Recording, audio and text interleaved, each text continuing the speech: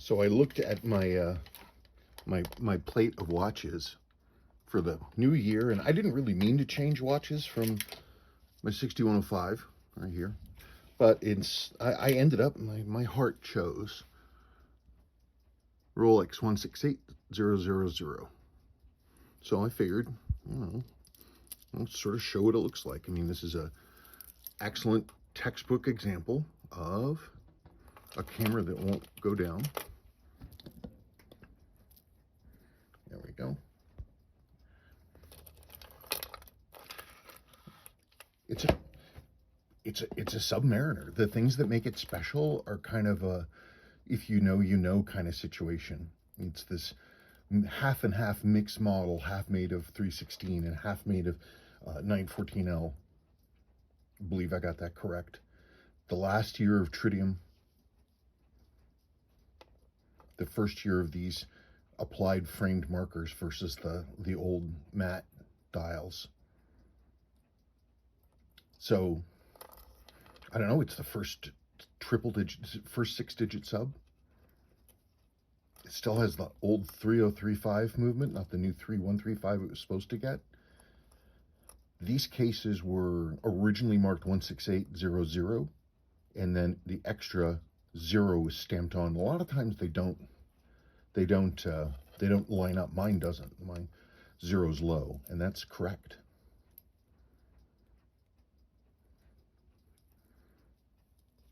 This is, as far as I can tell, it's an original polish.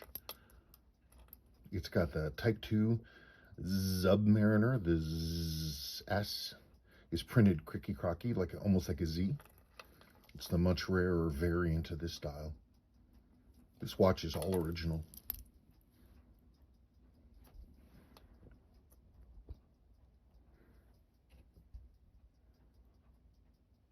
It's got a little bit of that charcoal going, but not a lot. Pretty clean dial, all told.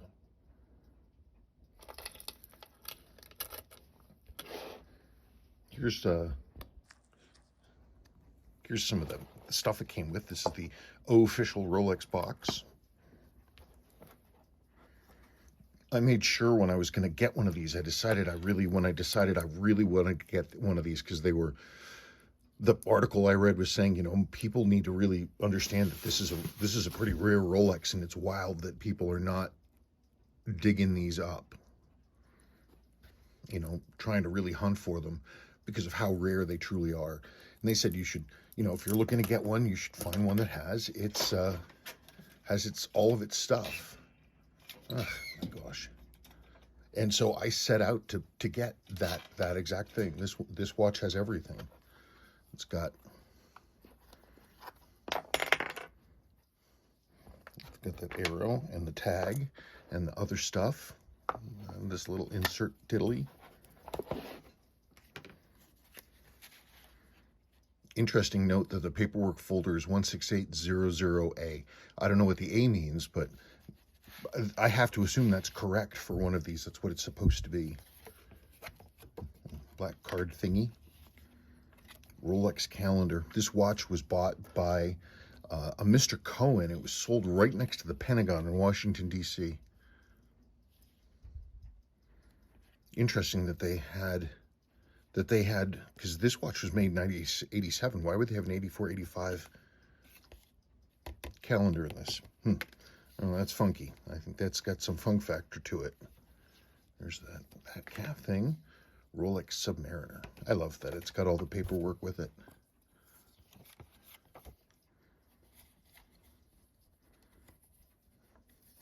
Boy, those are wowzers. I wonder.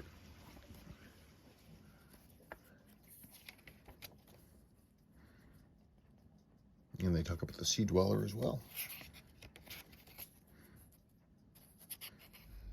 No matter what you say about Rolex, they do make a beautiful movement.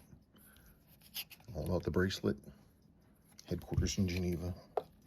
And, of course, we have my certificate paperwork. I just got to cover my serial number.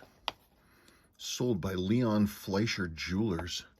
Mr. Cohen September 19th, 1987. And these were made in 87 and 88, so the watch would have been brand new.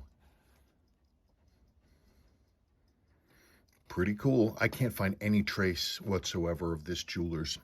It's just gone. But still, it's pretty cool. Let's look at some online stuff. All right, this is at watchcharts.com, 168000, and they're saying it's about 10 grand, and it hasn't, that price hasn't, well, it dropped for a while, like last year, or maybe it was even this year. I was seeing 8,000s, but it looks like it's popped back up to 10,000. They don't, let's see. This is the type, this one that they show here, that's the type 1 dial with the regular S. Mine is the much rarer type 2. There you are. I wonder, these must be sales poking up there.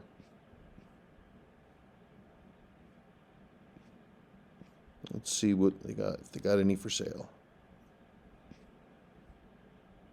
I'm not affiliated with anybody here. I literally just pushed the $168,000. Oh, 168000. Probably wants to get negotiators in. 7 grand. Hey, see, look at that. Look at that. How's that dial look? Oh, that's fine. I'm fine. Great. It's sold. Look at this. It's got, what is that? Is that some kind of delamination going on there? And it's the type 1 dial, you see. Boy, or is that a reflection?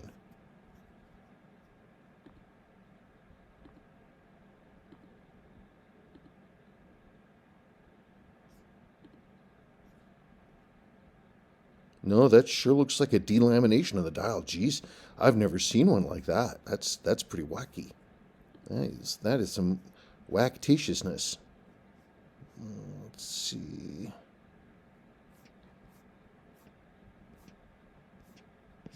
Okay, let's go back. Come on. You can do it.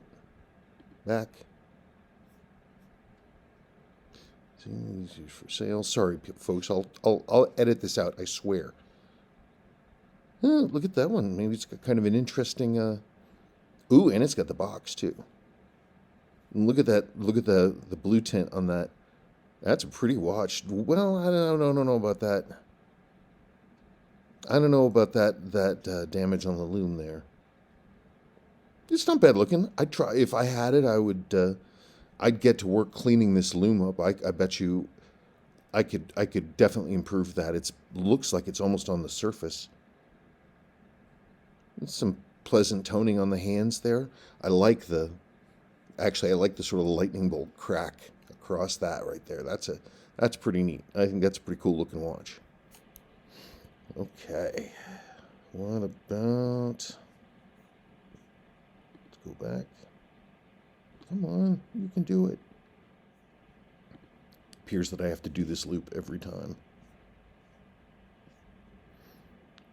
There it is. Well, sold.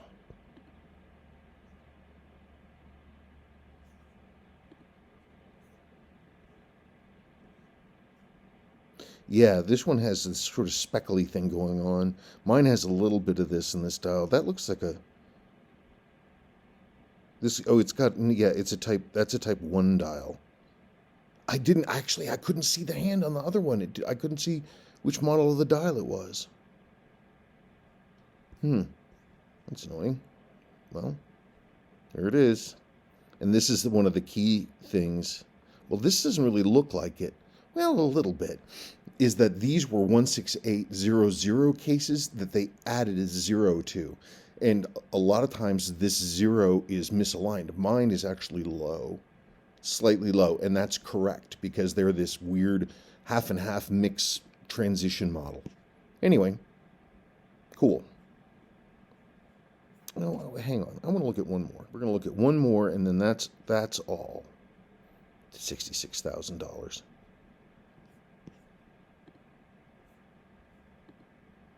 A Comex? Really? Yeah, this See this sort of flecky, foamy, like almost like a charcoal finish. That's what it looks like. It looks like a charcoal. That's what these dials do in the presence of moisture and heat. Is you get these that it. Somebody wanted to call it sponge, which I thought was a terrible nickname. I just don't like it at all. Sorry for the person who came up with that. But charcoal would be definitely something I would expect to accept. This is pretty cool, actually. It's the Type 1 dial, but Comex with this charcoal dial. That's pretty cool. I have to say, that's actually pretty cool. I dig that. It's got some nice toning in there. Unpolished. Looks like it's been reworked. That's a nice watch. It's got some personality, don't you think? Yeah, the charcoal looks really nice on there. That's what I'm going to call it. I don't care what anybody else calls it. You can call it whatever you want. I'm going to call it charcoal. Come on. Because I think it's a better name.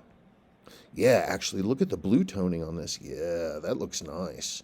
That's a pretty watch. That's a pretty cool watch. Yeah, because it has, it looks original to me. If I had to guess, I would say this is all original. But it's got this, I'm not really necessarily into like custom dial stuff like this, but that's kind of a neat thing that you have Comex on a 168-000, which is the shortest Submariner run ever. And so what possible percentage of them would have been Comex marked? And it's got this, oddly, very attractive charcoal dial. A lot of times they don't necessarily look this smooth and cool. It's got some nice toning on some of the lume.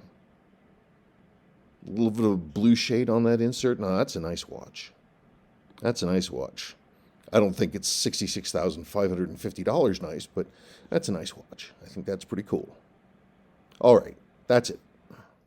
And in conclusion, I like this watch. It's just a neat watch. It's got some uniqueness to it. It's got some funk factor.